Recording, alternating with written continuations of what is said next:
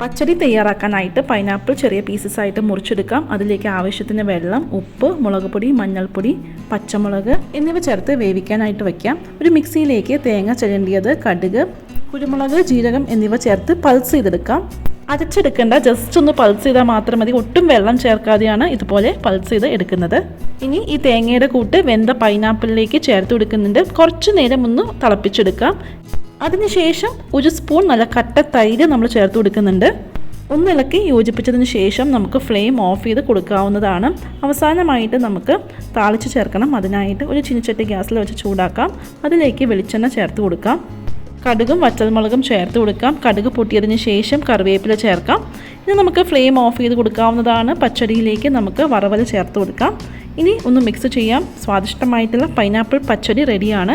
അങ്ങനെ വളരെ സിമ്പിളായിട്ടുള്ള സദ്യ സ്പെഷ്യൽ പൈനാപ്പിൾ പച്ചടി റെഡിയാണ്. ട്രൈ ചെയ്ത് നോക്കൂ. Thank you. ബൈ.